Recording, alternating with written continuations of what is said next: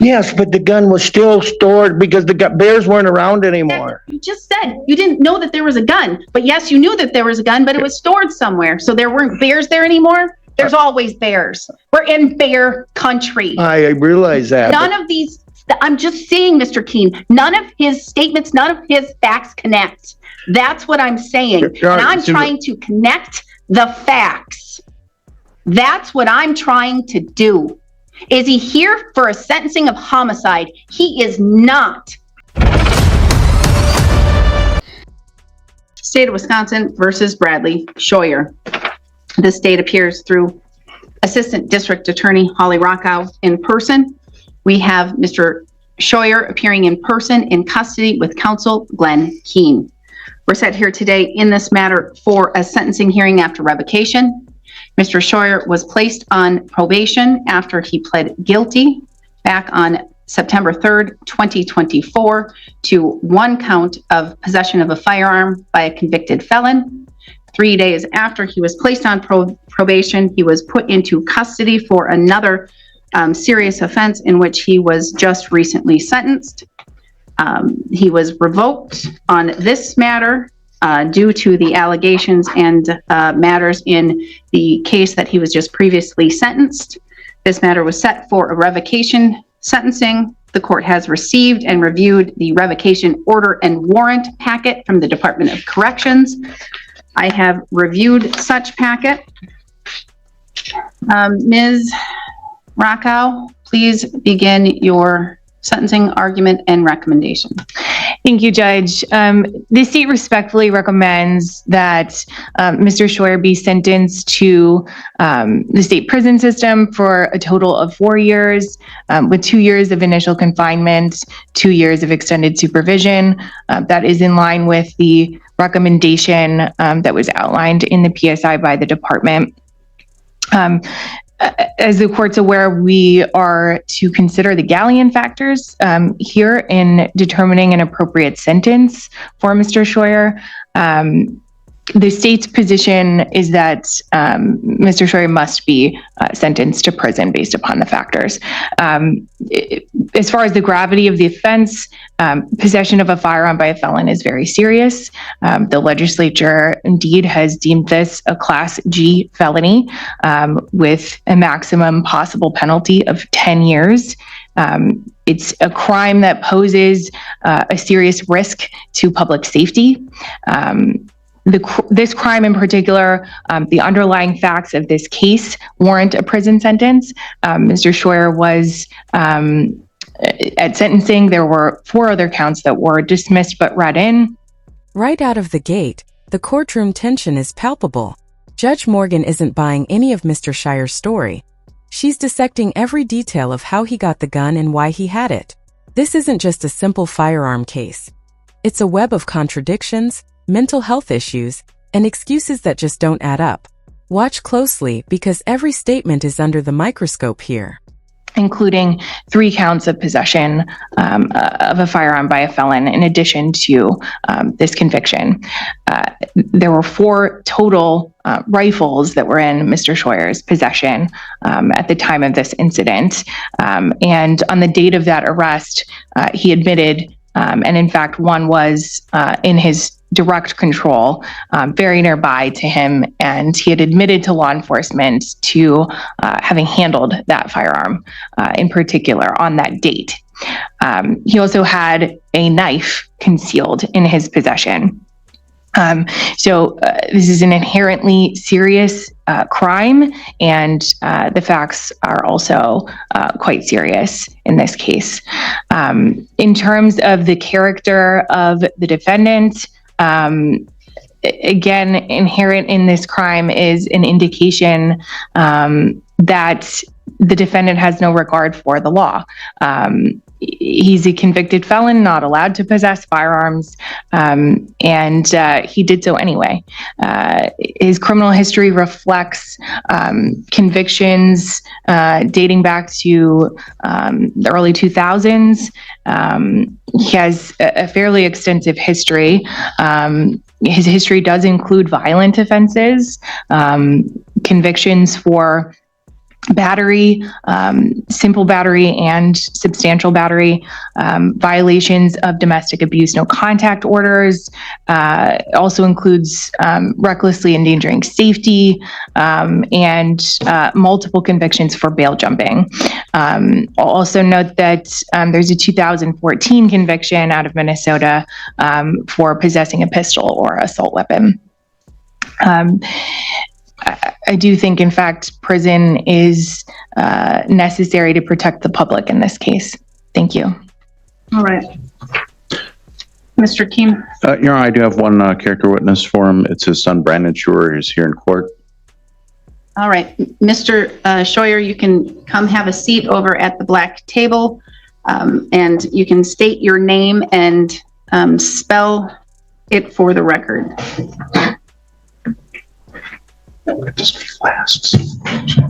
Hello, hear me? My name is Brandon Scheuer. It's Brandon Scheuer.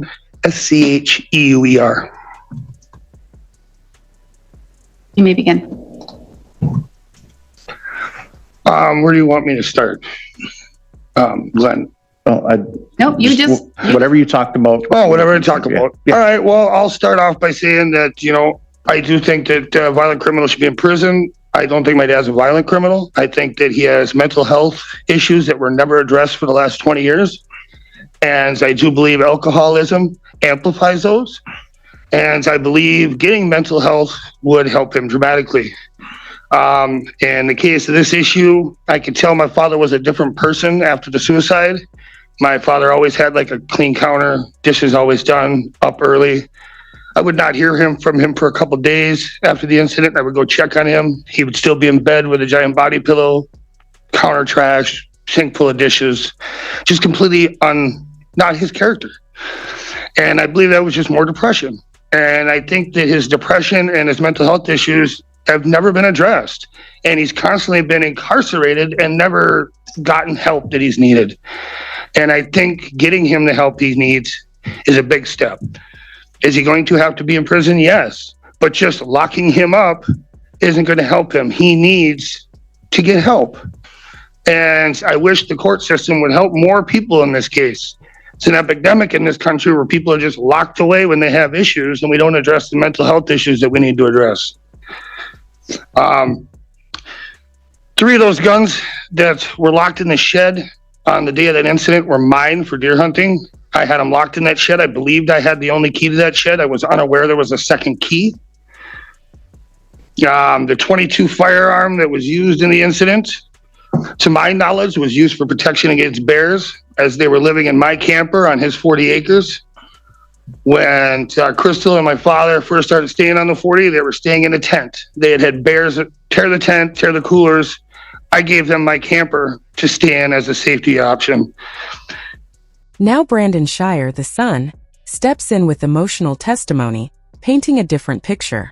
He speaks about his father's decades-long mental health struggles, the amplifying effect of alcoholism, and how the system has failed him. The courtroom listens as personal tragedy collides with legal reality, but Judge Mogen is taking mental health into account while still weighing accountability.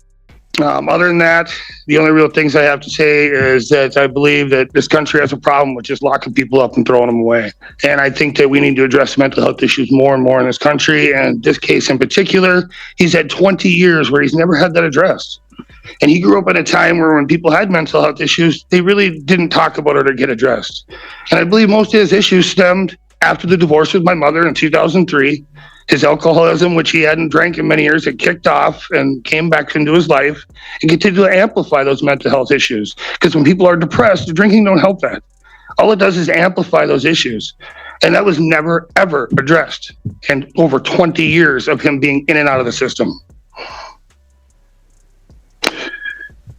That being said, I can't quite think of too much other things to say.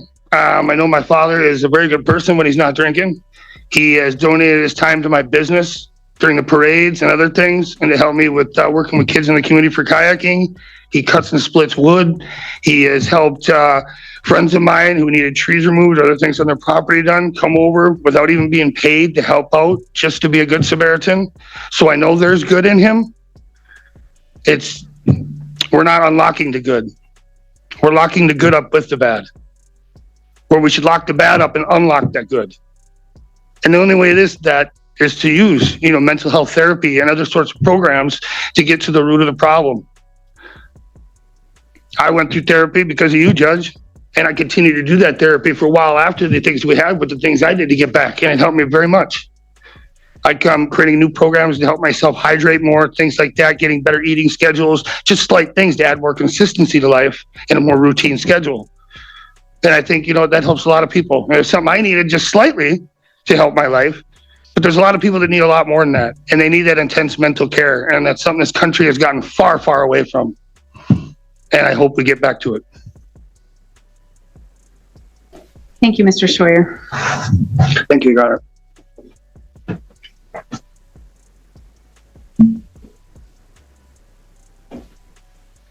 All right. Mr. Keene? Yes, sir. When we look at this case and sentencing and the factors, I think a couple of things to note. Well, I won't dispute the seriousness of the crimes because Mr. Scheuer does have a lengthy criminal record. Most of it is for, substance abuse related issues, but you've seen that on pages 24 and 25. So, I won't dispute that. However, when you look at the character of the defendant, I would note that when you look at the offenses that day, his son had just talked about how, the 3 of the firearms were his, and it was, a place to 30 acres. And he said that they were encased. I would note that my client on the day he was charged, had contacted law enforcement. He, pointed out, the weapon was not in, was set by the vehicle when law enforcement arrived. He's not brandishing it. And his son had just testified that the 22 was, for, protection for bears. A 22 isn't usually a weapon if you're going to try and rob somebody, a 22 isn't your first choice. And regarding the dismissed and read in on the concealed knife, it's a 40-acre property, and he had it. There was nothing about him threatening to use it. The judge begins breaking down sentencing options, methodically separating excuses from mitigating factors. She challenges the so-called bear protection defense and points out that felons can't possess firearms, period. Even in rural areas, she notes, there are alternative safety measures. Her questions are precise, cutting through every contradictory statement like a scalpel. But I'm hearing excuses. He's a felon. He's a felon, a convicted felon, and I'm hearing excuses. Even in your defense argument, they're excuses. I see them as mitigating factors rather than excuses. There's other things to use to protect against bears. I've done it myself. I've grown up in bear country myself.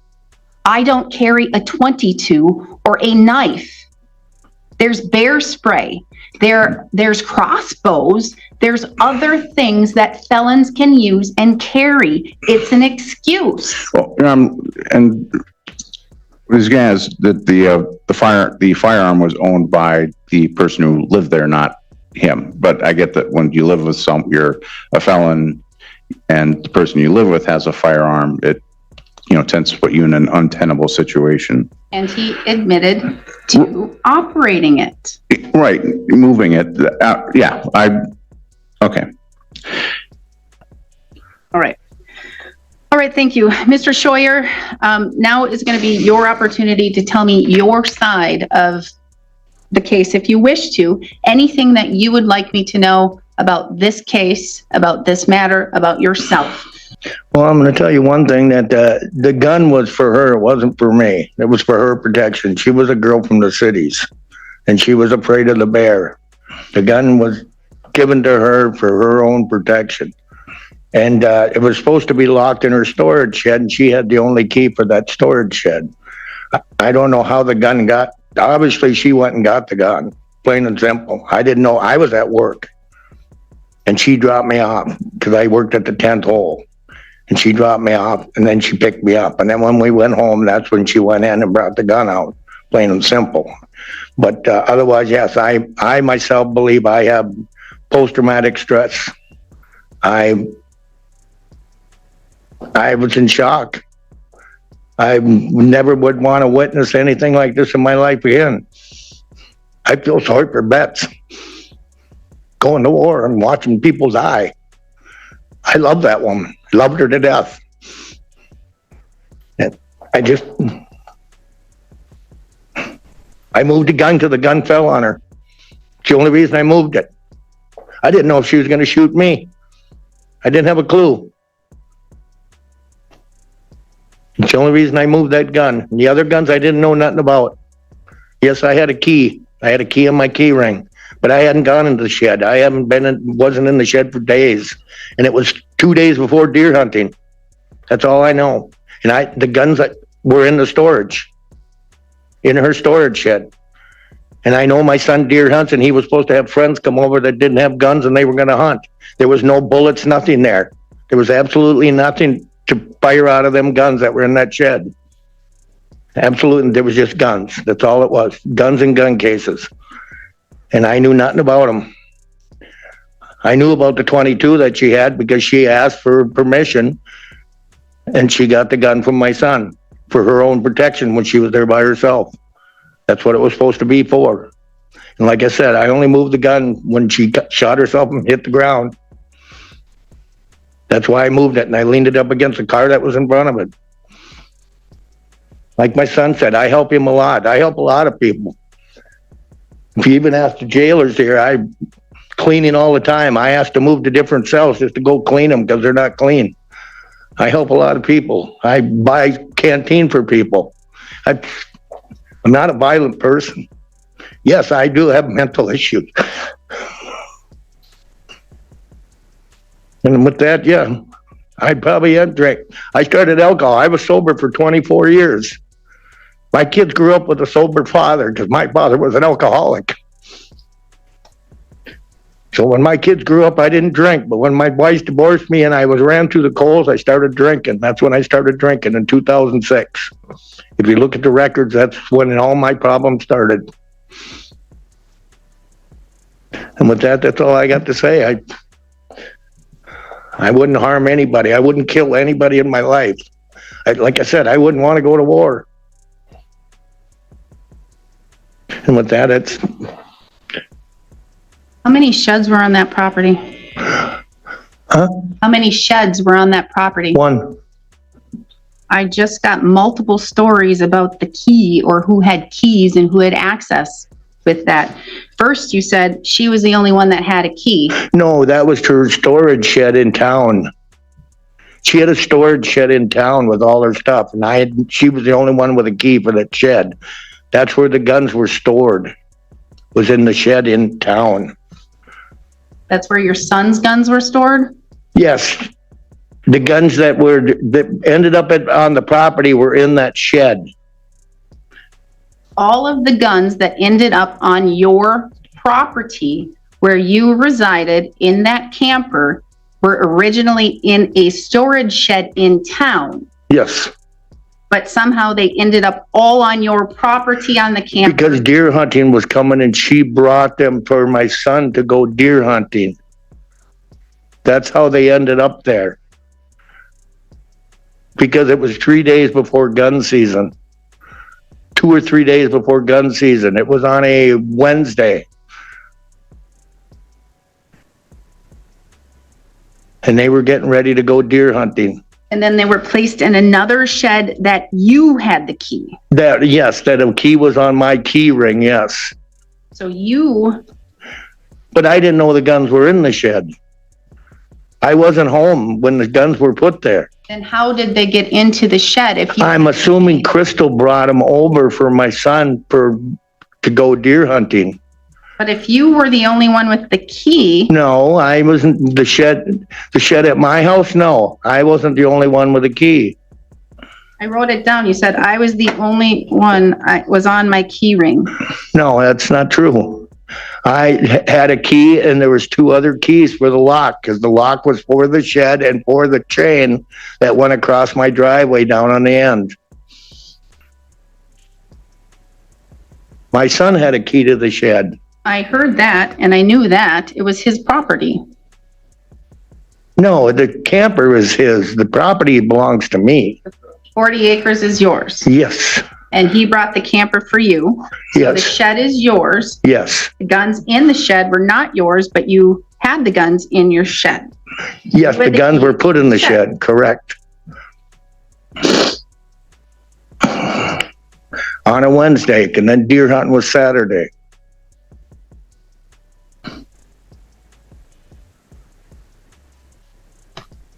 But there was no ammunition for the guns.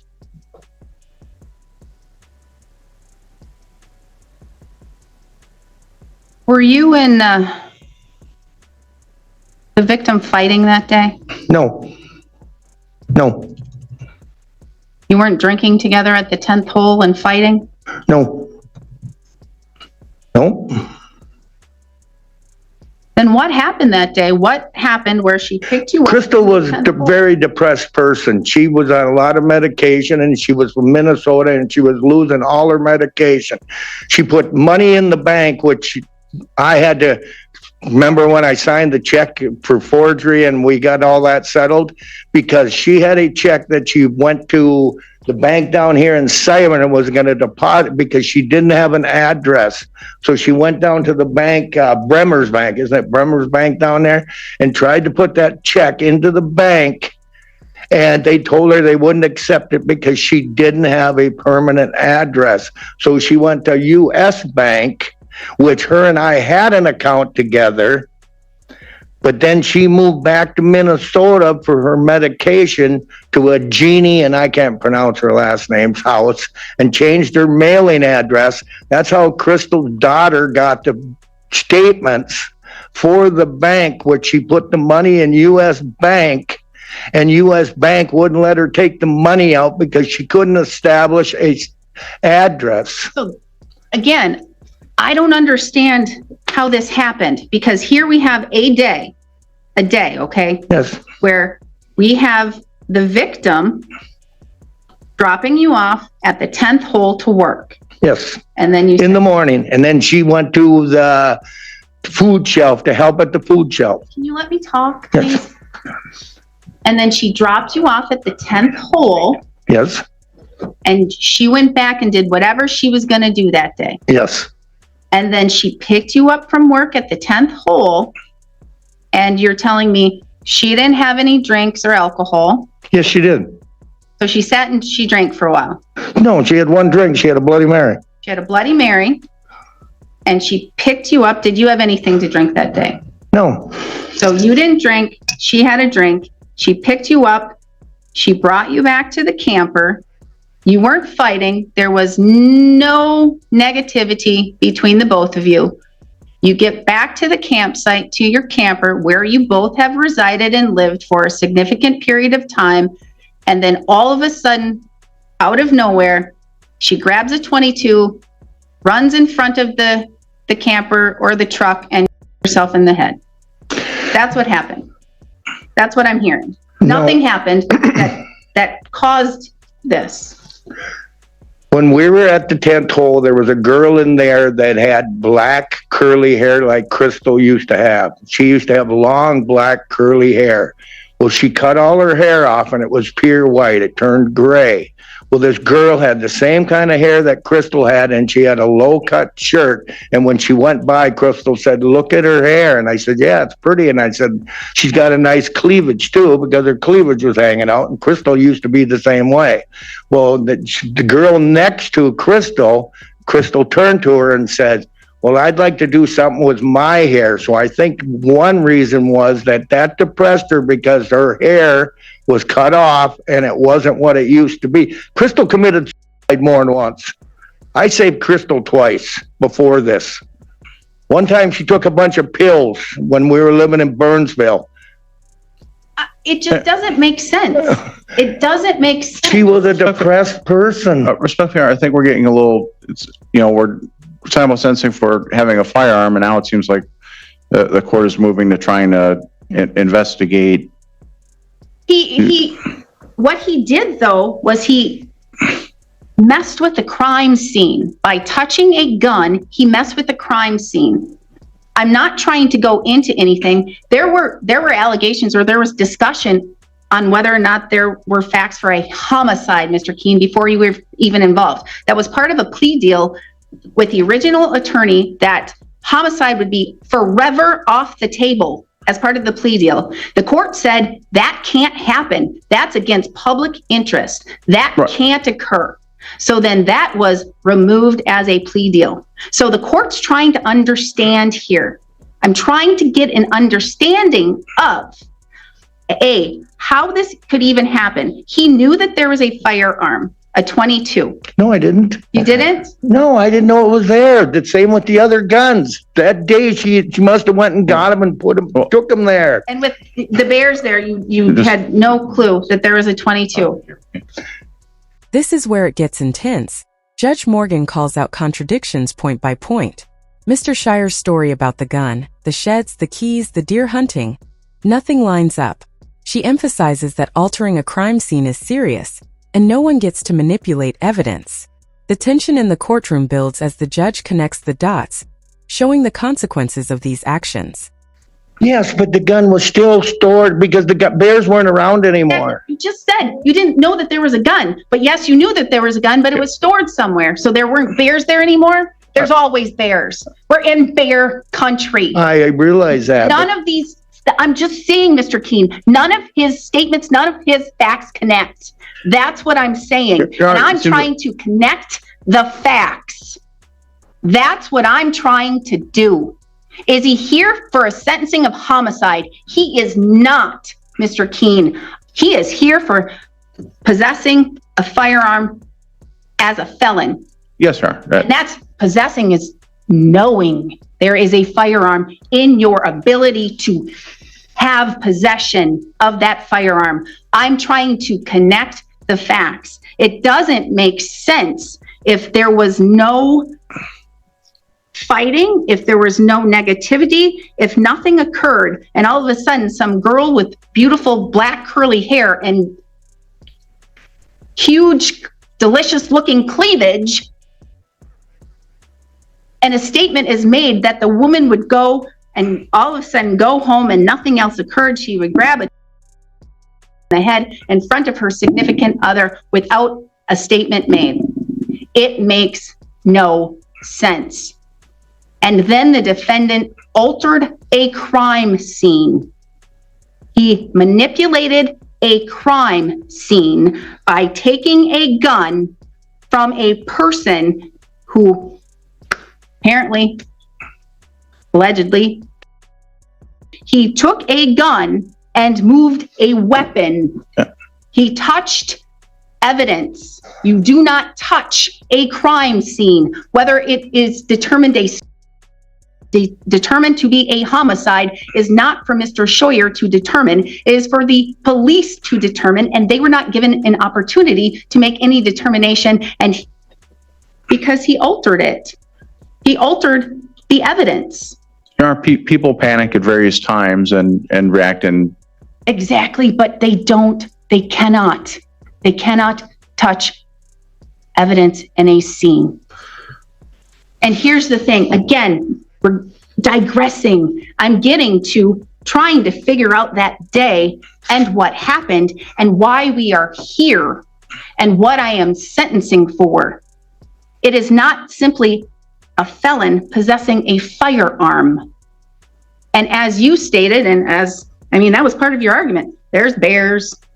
So you need a gun to protect yourself from bears. And that's why he had the knife, because he needed to protect himself from the bears. The knife wasn't about the bears. It was just, if you're on a working property, a 40-acre property, you're probably going to have a knife on your property in the country. I mean, cut branches, whatever. Just making a point that although it was a dismissed and read charge, there's a difference between carrying a knife in town and around people versus having one on your own property. I get that, and I understand that. But again, that's where I'm trying to connect the dots, and I'm trying to see where we are, because as you can probably gather, this is a very serious case. You're arguing to have him released and just have him sentenced on the case that he was sentenced to, which again was very serious and serious domestic. My argument was that since you'd already ordered that one to be consecutive, I was suggesting for a 9 months county sentence, because you'd already in 24 CF 202, you had declared that one to be consecutive to other cases. Mm-hmm. So I wasn't suggesting that the court, go from 2 to 3 years in prison as the DOC recommended, or the state's recommendation of 2 years in prison to, in essence, time served. I was arguing that, an additional 9 months in county jail that was consecutive to 24 CF 202 would be an appropriate sentence for 18 months of jail. And then otherwise, we have the recommendation from the state of 2 years in prison and 2 years of extended supervision, or the recommendation of Department of Corrections for 2 to 3 years in prison and 2 to 3 years of extended supervision, and or the maximum possible penalty of up to 5 years in prison and 5 years of extended supervision. When we look at this case, and again, this is why I have to connect the dots and see what happened. And I'm not looking at this as a homicide. I can't do that. That is not what this is. But again, I do have to look at all of the facts. I want to know why she did it too. All of the facts as they occurred that day. Every single fact. And I have to determine credibility and whether or not I believe Mr. Scheuer that he says he did not know there was a firearm. And I'm hearing contradictory statements. That's why I ask the questions, Mr. Keene. That's why I ask the questions again in a different way, and then again in a different way. And that's why I asked to connect the dots. Because one time I get one answer, one time I get another answer, when it really is the same question, just asked a little bit in a different way. Stop.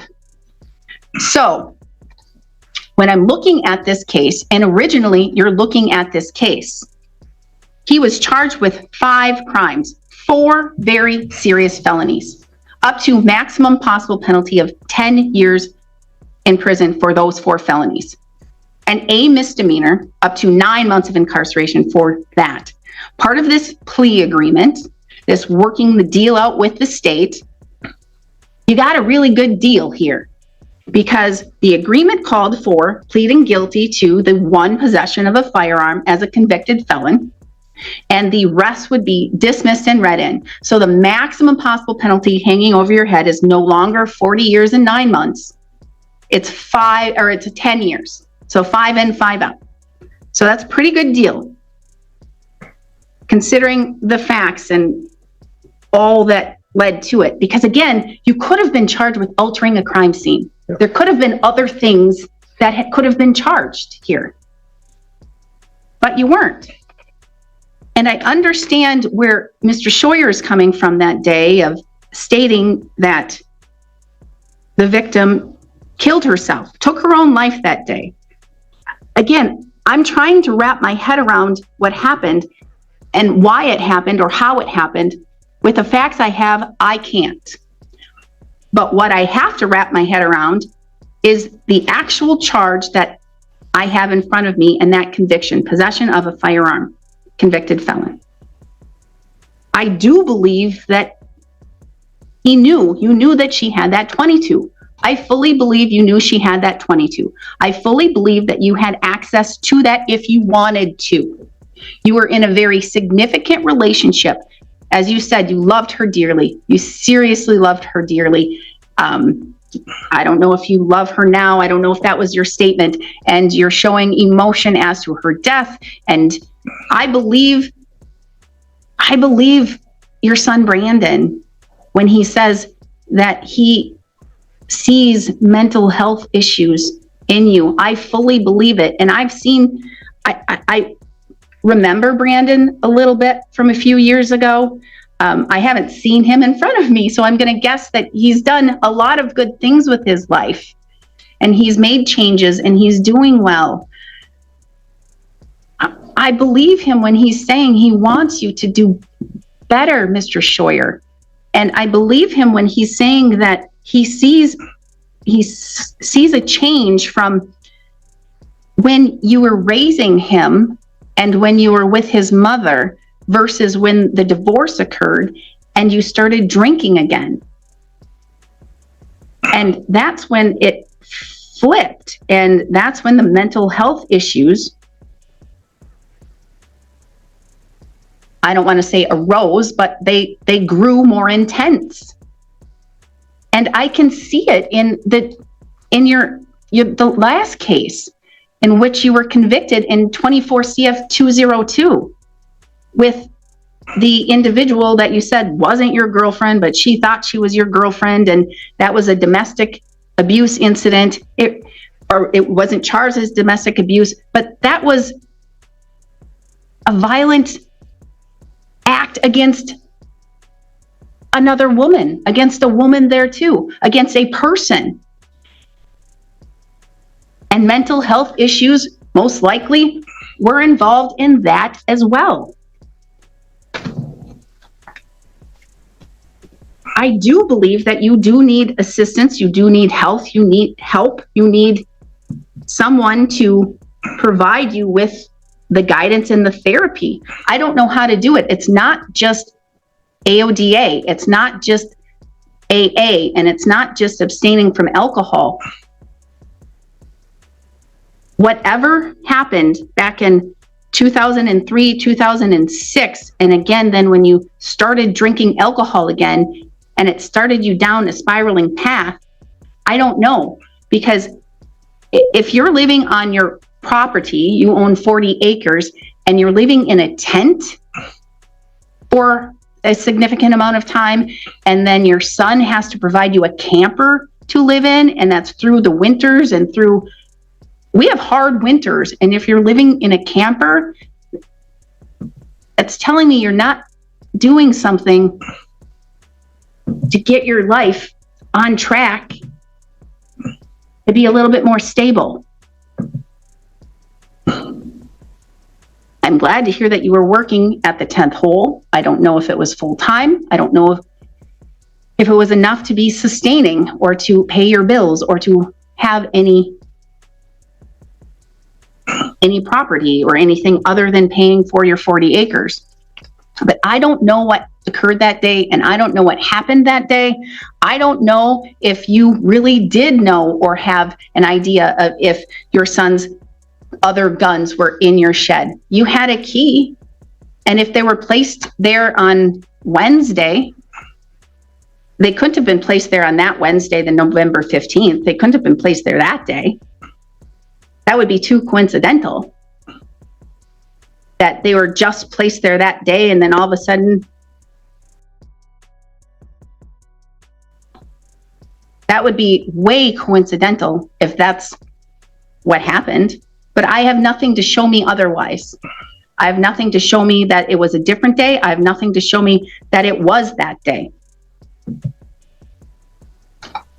But what I do have is what is in front of me, in that I fully believe you were aware that there is a 22, whether or not it was yours or it was hers or whoever it was, you knew it was there. It is a camper, and it was used for the protection of bears, or at least that is the excuse.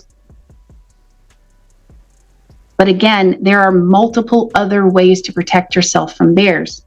I've lived here again my whole entire life. I've lived on more than 40 acres growing up my whole life. We have coyotes, we have wolves, we have bears, we have all kinds of other animals that threaten not only our pets and our livestock, but humans and our children. There are other ways to protect yourself than a gun, especially if you know that you cannot use or possess or be in an area that has a firearm unless it is in a locked, contained facility or place. And I don't believe that was. I fully believe you knew that that was there. And the underlying facts of this case are so extremely serious. They're so extremely serious. Finally, the sentence is delivered. 3 years in prison, 5 years of extended supervision, mandatory mental health treatment, and substance abuse programming. Judge Mogen balances accountability with rehabilitation, a firm stance that underscores the gravity of possessing a firearm as a felon, while also acknowledging the underlying mental health challenges. This is justice with teeth, but also with insight. And I would be putting the community at risk, and that is what I need to look at, and the severity of this crime. You have a significant criminal history as well. So I do believe that prison is appropriate in this matter. So what I'm going to do is I am going to sentence you to 3 years of initial incarceration, 5 years of extended supervision. I will make you eligible for the substance abuse programming after 1 year of incarceration. I'm ordering that while in prison, you engage in mental health treatment and mental health programming. You have a mental health assessment and follow through. You have an AODA assessment and follow through. No contact with victim's family.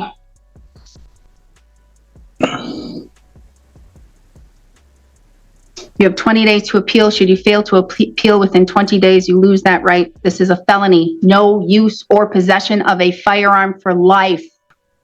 What else am I missing, Mr. Keen? I'm Chisora, but he wouldn't be eligible to vote until after his supervision is completed. Yep, I said that. Okay. All right. Fire. All right. If there's nothing else, then we are adjourned.